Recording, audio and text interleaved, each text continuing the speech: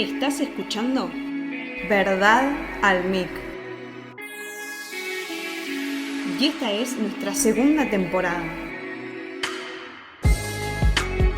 En este podcast te contamos la verdad sobre el Evangelio de Cristo, qué dice la Biblia y qué debe creer un verdadero cristiano. Seguinos en las redes sociales para enterarte de todo el contenido. Escuchanos en todas las plataformas de podcast. Y que la verdad siga corriendo.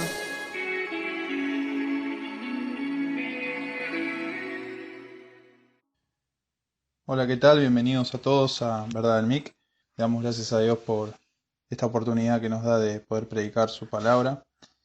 Y hoy llega la última sola, pero no por eso el último episodio de esta segunda temporada.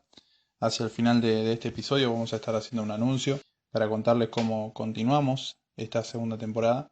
Y como decía entonces, hoy nos queda la última sola y esta se llama Solo a Dios la gloria o Soli Deo gloria, como sería en latín, la lengua predominante de allá de mediados de siglo. Así que le damos gracias a Dios por esta oportunidad que nos da de compartir esta verdad. Vamos a entrar entonces inmediatamente en este tema. ¿Y qué es lo que queremos decir? ¿O qué es lo que en la Reforma se proclamaba al decir solo a Dios la gloria? Y lo que básicamente se proclamaba es que solo a Dios se le debe la gloria por la salvación. No hay otra persona, no hay otra entidad que deba recibir gloria, no hay otro hombre, otro ser que deba recibir gloria por la salvación, sino solamente Dios. ¿Y por qué es esto? Porque según las Escrituras, de principio a fin, la salvación es un asunto de Dios, no es un asunto de los hombres. Si nosotros rápidamente vamos a Génesis y vemos toda la historia de Génesis, vemos que no hay indicios de hombres o mujeres que estén buscando a Dios desesperadamente después de que Adán y Eva cayeran allá en el jardín del Edén. Vemos que es Dios el que está llamando a los hombres a salir, como en el caso de Abraham, de su tierra y de su parentela. Vemos que es Dios el que los llama. Lo mismo pasa con Noé. Lo mismo pasa con el príncipe de Egipto, con José, con Jacob, con Isaac. No es un tema de los hombres, es Dios viniendo a las personas, llamando a los hombres para darles su salvación por medio de la fe. Entonces, de principio a fin, la salvación es un asunto de Dios. Rápidamente, en Génesis 3, capítulo 15, vemos algo que los teólogos llaman el protoevangelio o el primer evangelio que aparece en las Escrituras.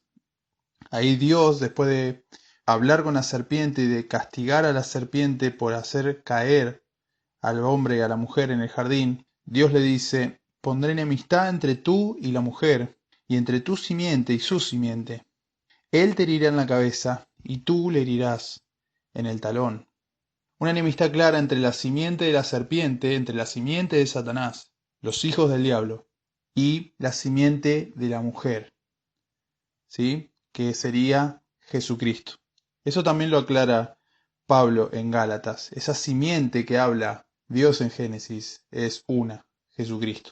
Entonces, esta simiente que vino a aplastar la cabeza de la serpiente es Jesús. El hombre y la mujer cayeron, pecaron contra Dios.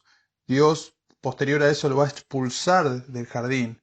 Pero previo a esto, Dios le da un mensaje esperanzador al hombre y a la mujer. Hay una simiente que va a nacer de una mujer, que va a venir para herir la cabeza de la serpiente, que va a venir para destruir las obras del diablo. Y nosotros sabemos que esa simiente entonces es Jesús. Entonces, como decía, fue una iniciativa de Dios proveer para la raza humana caída en Adán y en Eva un Salvador, alguien que nos devuelva al jardín, alguien que nos devuelva a la relación perfecta con el Dios Santo. Eso no es algo que los hombres hayan buscado. Lo interesante es que en la soberanía de Dios, Dios nos proveyó un Salvador. Primera de Pedro capítulo 1 versículo 18 dice: sabiendo que fuisteis rescatados de vuestra vana manera de vivir, la cual recibisteis de vuestros padres, no con cosas corruptibles como oro o con plata, sino con la sangre preciosa de Cristo como de un cordero sin mancha y sin contaminación, ya destinado desde antes de la fundación del mundo, pero manifestado en los postreros tiempos, por amor de vosotros. Cristo ya destinado desde antes que Dios creara el mundo, estaba destinado para ser nuestro Salvador. Entonces, por ende, Dios sabía del pecado de Adán y de Eva. Y posiblemente cualquiera que escuche pueda preguntar, ¿y si Dios lo sabía, por qué lo permitió? ¿Por qué dejó la entrada del pecado? Y a mí me gustó mucho una respuesta que da John MacArthur al respecto de esto. Y él dice que si Dios no hubiese permitido la entrada del pecado, ningún ser humano en el planeta Tierra conocería de la gracia, la misericordia, la bondad, la soberanía, otra vez repetimos, de este Dios grandioso que tenemos. Nosotros no conoceríamos la bondad de Dios, lo bueno que es Él, lo sublime, lo majestuoso que es Él, si no fuera porque Dios haya permitido la entrada del pecado. Nosotros nos relacionaríamos con Dios como básicamente los profetas del Antiguo Testamento, o el mismo Israel, ahí en el Éxodo con la ley. Así nosotros tendríamos una relación con Dios muy superficial, muy de Señor, de Dios a criatura, sin ningún tipo de acceso a ningún tipo de relación fraternal con este ser. Sin embargo, Dios quiso revelarse a nosotros como Padre y como amigo, y es por eso que nos dio a Jesucristo, para salvarnos y volver al jardín, de donde fuimos expulsados en Adán. Esto es lo que vemos en las Escrituras. Hay un Dios que proveyó salvación a los hombres. Ahora, aunque la raza humana no haya existido aún, Dios estaba salvando a los hombres en Jesucristo. Vemos entonces que no es iniciativa de los hombres buscar la salvación en Cristo. Ahora vos te preguntarás, bueno, pero si yo sentí en mi corazón ir a una iglesia o preguntar por Dios, querer saber de Dios, yo tomé esa iniciativa. Yo debo decirte que esa iniciativa, si la tomaste, fue por causa de Dios. Dios despertó, resucitó tu espíritu para que puedas buscarlo, para que puedas ir a Él. ¿Por qué digo esto? Porque la misma palabra declara que Dios es Dios de vivos y no Dios de muertos. Él es Dios de vivos. Dios no se va a relacionar con un muerto. Dios se relaciona con los que están vivos. De manera que si vos tuviste esa inquietud en tu corazón en algún momento y hoy estás en la fe, fue porque Dios te llamó para esto. Efesios capítulo 1, versículo 4, dice así: porque Dios nos escogió en Cristo antes de la fundación del mundo, para que fuésemos santos y sin mancha delante de Él. Y Él nos predestinó en amor, dice el versículo 5. Y lo hizo para darnos un reino. Mateo 25, 34 dice: entonces el rey dirá a los de su derecha: venid, benditos de mi Padre, heredad del reino preparado para vosotros desde la fundación del mundo. Dios nos predestina para entregarnos a Cristo, lo hace en Cristo y nos da un reino eterno. Comienza en Dios y continúa en Dios. Vamos a ver lo que dice Romanos 8:29 también al respecto de esto. Entonces nos dice: porque a los que de antemano conoció, también los predestinó a ser hechos conforme a la imagen de su Hijo, para que Él sea el primogénito entre muchos hermanos. A los que predestinó, a esos también llamó. A los que llamó, a esos también justificó. A los que justificó, a esos también glorificó. Lo que decíamos entonces, esto es una iniciativa de Dios. Llamar a la salvación es una iniciativa de Dios. ¿Por qué? Porque a los que predestinó, a esos los llamó. ¿Por qué? ¿Cómo los llamó? Por el Evangelio de Jesucristo. Si vos tuviste oídos para el Evangelio, fue porque Dios te dio los oídos para el Evangelio. Y al escuchar entonces viniste a la fe. Recordemos que Jesús nos dice en Juan capítulo 6, nadie puede venir a mí para salvación si el Padre que me envió no le arrastrare, dice el original, y yo lo resucitaré en el día postrero.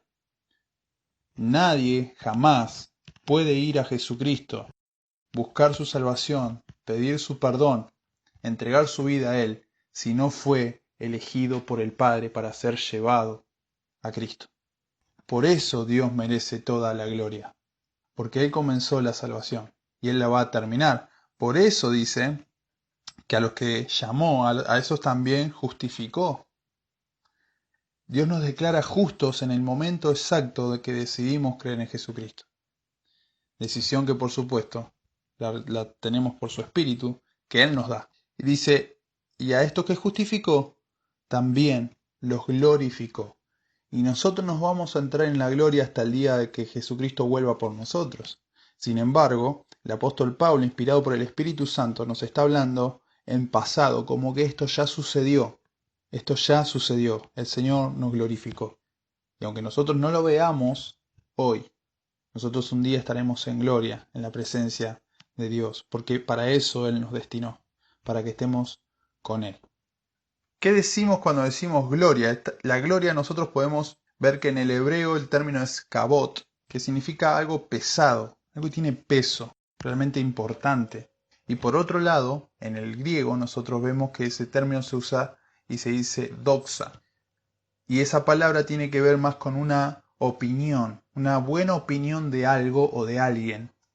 Así que eso es la gloria de Dios. Es su nombre, su ser como algo sumamente importante, sumamente pesado, glorioso. Y por otro lado, la buena opinión que Él recibe de sus criaturas. Hace unos días posteábamos en las redes Romanos capítulo 11, versículo 34 al 36, mejor dicho el 36, que dice que por Él, en Él, por Él y para Él son todas las cosas y a Él sea la gloria. Y decíamos que todos los eventos, todos los sucesos en nuestra vida son para la gloria de Dios, son para que Él manifieste su gloria. Y cuando Él manifiesta su gloria, nosotros somos beneficiados. Pensemos en Cristo Jesús, el resplandor de la gloria de Dios, como dice Colosenses. Cuando pensamos en Jesús, Él es la expresión exacta de la gloria de Dios. Y Jesús es el que vino a salvarnos y a darnos a Dios como Padre. Entonces, cuando Dios es glorificado, su pueblo es beneficiado. Pensemos cuando Dios abrió el mar rojo. Él estaba manifestando su gloria allí, su poder sobre la creación. Y su pueblo fue beneficiado. Así que lo que más debemos aspirar como creyentes es la gloria de Dios. Para eso fuimos destinados, para eso fuimos llamados, para glorificar a Dios. Lo vamos a demostrar eso con el capítulo 43 de Isaías. Versículo 7 dice, a todo el que es llamado por mi nombre, y a quien he creado para mi gloria, a quien he formado y a quien he hecho. El Señor a los que llama, judíos y no judíos, los llama para su gloria. Dios te llamó para que glorifiques su nombre, para que cuando las personas vean tu vida delante de Dios, digan de Dios cosas buenas y no blasfemen su nombre. Cuando las personas vean tu vida delante de Dios, digan, wow, el nombre de Dios es santo, Dios es santo. Dios es algo serio a tratar. Con Dios no se juega. A Dios no se lo puede manipular. Dios es santo. Esa es la función del creyente en este mundo. Glorificar a Dios. Para eso el Señor nos ha llamado. Y es tan importante para Dios su gloria, su buen nombre, su buena reputación. Y Él la quiere para Él mismo. Él dice en Isaías 42, versículo 8, yo soy el Señor. Ese es mi nombre. Mi gloria a otro no daré, ni mi alabanza a imágenes talladas. La gloria solamente es para Dios. Y rápidamente nuestra mente pecaminosa y egoísta y orgullosa se pregunta, ¿y por qué Dios todo para Él? ¿Por qué Dios todo para su gloria? Y la respuesta vuelve a ser la misma, porque Él es el fundador de todas las cosas. Si vos hoy tenés vida, si tu corazón está latiendo, si tenés una familia, si tenés un auto, si tenés una casa, si tenés salud, es porque Dios te lo ha dado. Porque Él es el dueño de todas las cosas, inclusive del oro y de la plata. Entonces, ese es el Dios que nosotros proclamamos, el Dios que es dueño y señor de todas las cosas. La pregunta que yo te hago entonces es, si vos haces algo, te esforzás por hacer algo, y el crédito se lo lleva a otro, ¿cómo te sentirías? Si vos pones todo tu esfuerzo, todo tu empeño para que algo salga para adelante, en tu trabajo, con tus amigos, donde sea, Y de pronto los aplausos o las reverencias o quizás los presentes se los lleva alguien que no hizo nada por ello. ¿Cómo te sentirías? Entonces, ¿cómo esperás que Dios se sienta cuando Él ve a sus criaturas dar honor, dar alabanza, dar aplausos a, por ejemplo, imágenes talladas, a hombres atrás de un púlpito? Se venera más a los hombres atrás de un púlpito que a Dios. ¿Cómo te pensás que Dios puede sentirse siendo Él santo? Porque todo es de Él, todo le pertenece a Él. Por eso Él merece toda la gloria. Él merece toda la gloria por la salvación, porque Él la comenzó y Él la va a terminar. Déjenme leerles un pasaje que a mí me dio diferentes sensaciones, pero que finalmente le dije al Señor gracias. Este pasaje está en 2 de Timoteo, versículos 25 y 26. Dice así: debe reprender, el siervo del Señor dice, debe reprender tiernamente a los que se oponen, por si acaso Dios les da el arrepentimiento que conduce al pleno conocimiento de la verdad, y volviendo en sí escapen del lazo del diablo, habiendo estado cautivos de él para hacer su voluntad. Lo tremendo ahí es que dice Pablo por el Espíritu de Dios, si acaso Dios les da el arrepentimiento. Si una vez nosotros nos arrepentimos de nuestros pecados, fue porque Dios nos dio el arrepentimiento. Dios nos da la fe. Primero nos resucita, después nos da la fe, nos da el arrepentimiento y nos lleva a Jesucristo. Dios nos da el arrepentimiento que nos da vida eterna, que nos conduce a la verdad, que es Jesucristo. Y así podemos escapar del lazo del diablo que fuera de Cristo nos tenía cautivos para hacer la voluntad de Él, es decir, del diablo. ¿Se dan cuenta dónde estábamos? Estábamos inmersos en una cárcel de oscuridad, haciendo la voluntad del diablo. Y Dios nos dio el arrepentimiento que nos llevó a la verdad, que nos llevó a Cristo. Y escapamos entonces del lazo del diablo, pero porque Dios nos liberó.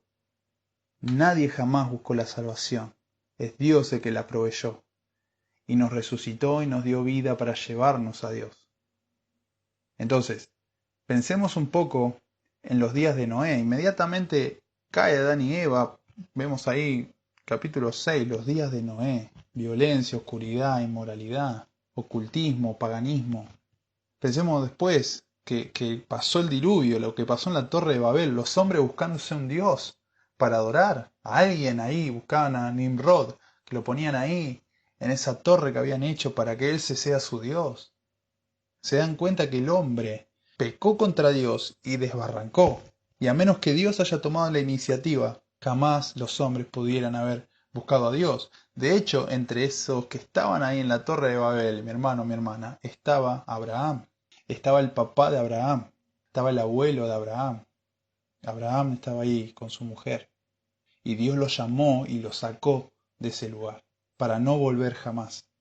Y no solo no volvió Abraham, no volvió Isaac tampoco, y no volvió Jacob.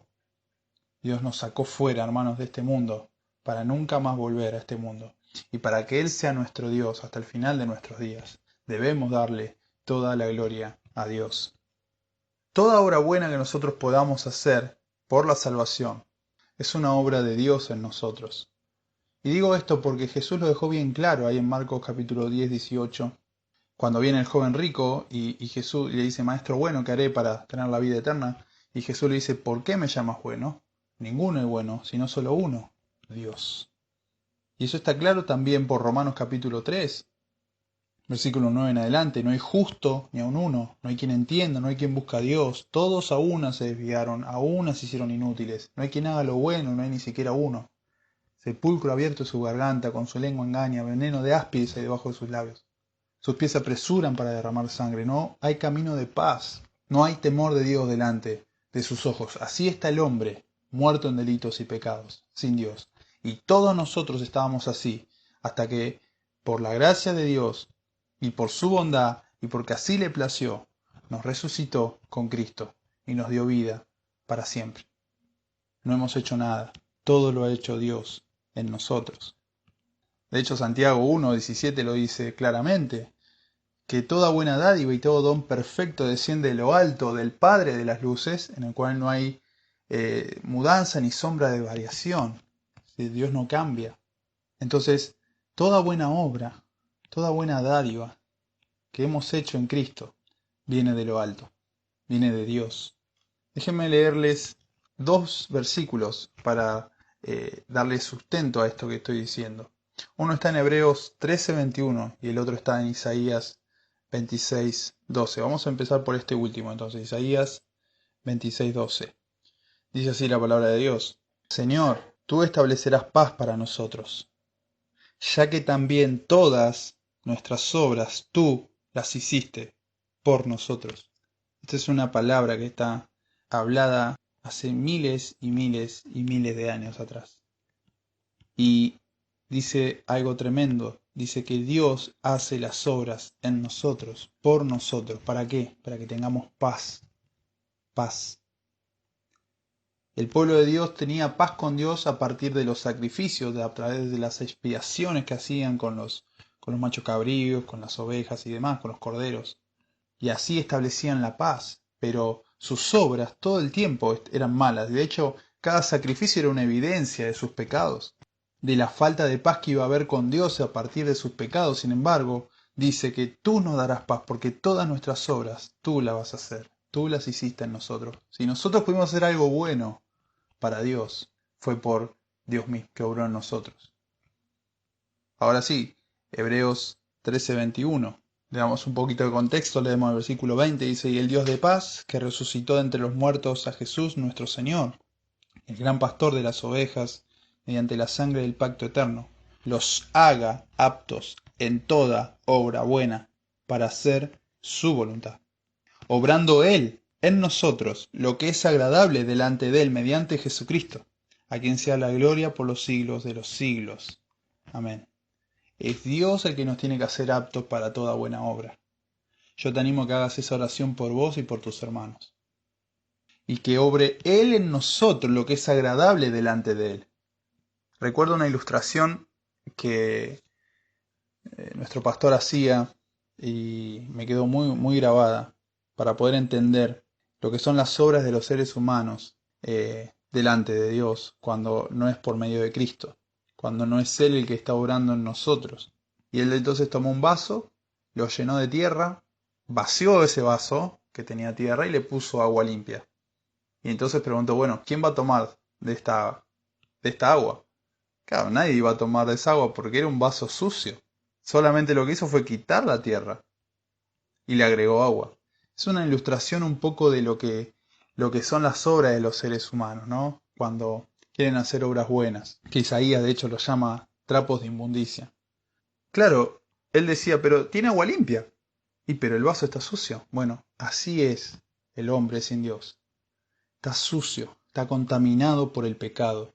Y por más obra buena que quiera hacer, porque no está limpio de su pecado, es abominable. Nadie va a recibir eso. A ver, los hombres se pueden beneficiar de eso, pero no Dios, porque viene de una fuente que está contaminada por el pecado. Tiene que ser limpiado por la sangre de Jesucristo. Para entonces esas obras buenas que vienen de Dios, ¿sí?, son derramadas en nosotros para que nosotros entonces obremos. Recordemos también inmediatamente lo que dice Efesios 2:8 y 9, ¿no? Que Él nos da el don de la fe para que creamos, porque Él nos guarda en Cristo Jesús y Él nos dio buenas obras para que andemos en ellas. Él nos da esas obras. No hay buenas obras aparte de Dios. Si no es Dios el que las está proveyendo, no son buenas. Por eso, asegúrate que tus obras estén siendo hechas en Dios, que sean para su gloria. A eso estamos llamados. Entonces, todo Dios lo hizo para su gloria, y la salvación es para la gloria de Dios. Pienso que con todos estos versículos tan claros, vos y yo podemos concluir que realmente es Dios el que ha hecho todo de principio a fin. Nos ha predestinado, nos ha dado a Cristo antes de la fundación del mundo, previendo el pecado del hombre. Nos apartamos de Dios, caminamos a espalda de Dios hasta que Dios nos llamó por su gracia, porque nos había predestinado. Y entonces ahora estamos en Cristo y las obras que estamos haciendo son las que Dios nos está proveyendo para hacer. ¿Cómo no darle a Dios la gloria?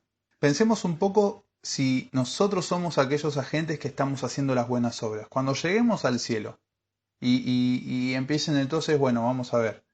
Las obras, creo que todos van a reconocer estos nombres. Las obras de John MacArthur, las obras de Miguel Núñez, de Sugel Michelin, las obras de Paul Washer. Bueno, podemos decir que esos hombres han tenido grandes obras. Y seguramente más que cualquiera de nosotros después de tantos años en el ministerio.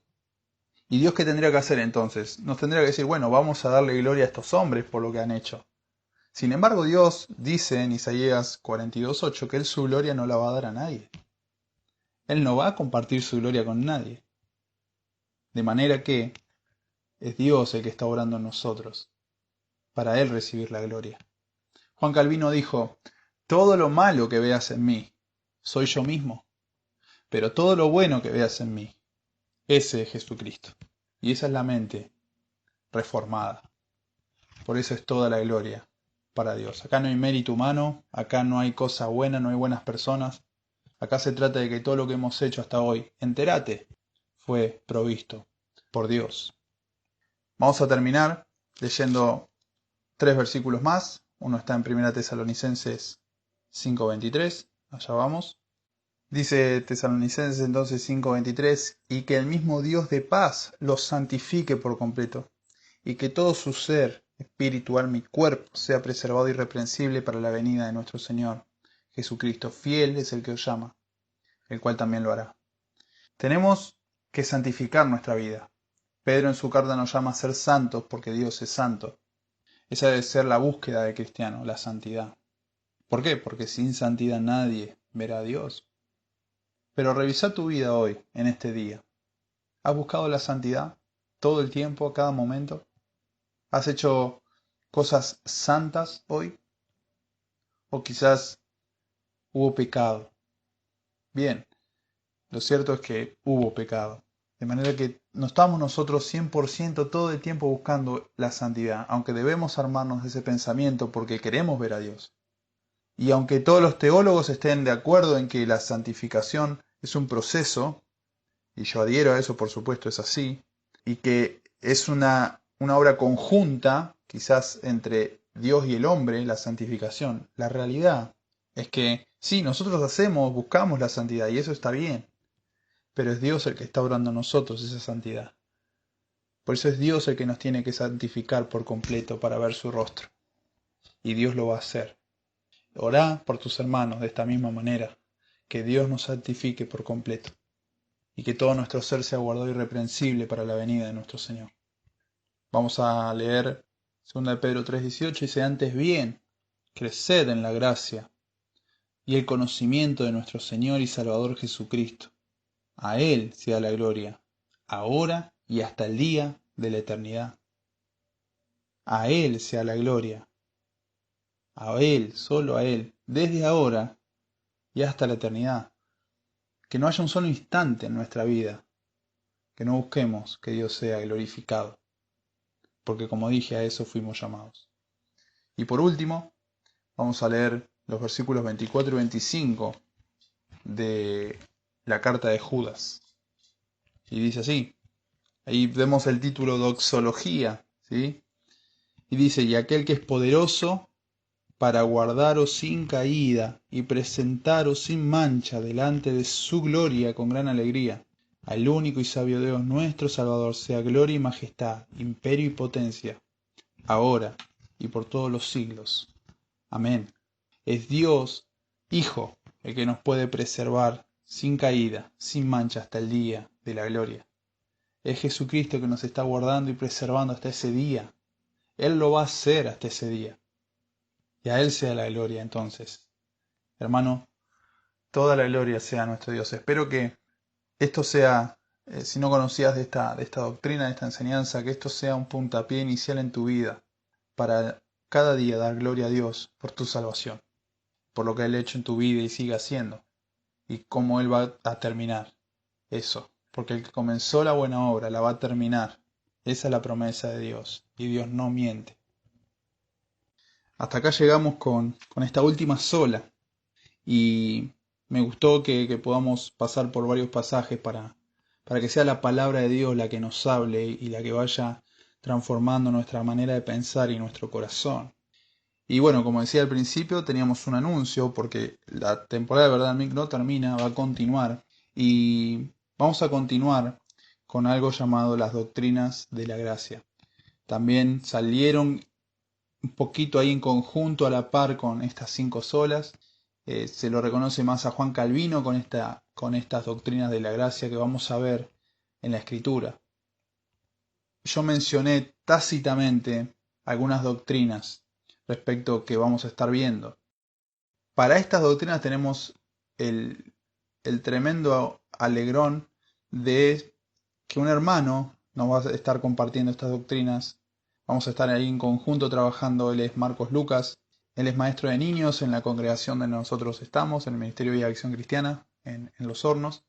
Él es maestro de niños y recientemente comienza a enseñar a los hermanos, a todos nosotros.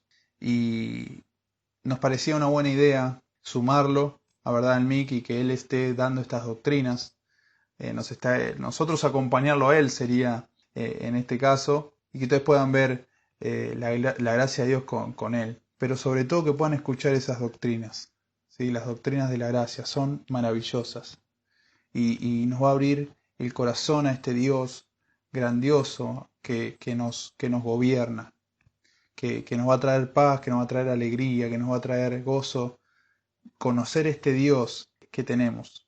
Así que para nosotros es un agrado muy grande. Le damos muchas gracias a Dios de que haya aceptado servirlos, a ustedes que nos escuchan, y servir a nuestro Dios, por supuesto, por sobre todas las cosas. Entonces, a partir de la semana que viene, vamos a comenzar con estas doctrinas. Esa es la idea. Si surgiera algún imprevisto, lo sabrán. Vamos a estar notificándolo seguramente por las redes. Pero bueno, le damos muchas gracias a Dios por poder comenzar con esas doctrinas que les va a hacer mucho bien a los creyentes en Dios. Sobre todo en estos tiempos donde hay tanto revuelo, tanta cosa que por lo menos acá en Argentina suceden y pueden traer un poco de intranquilidad.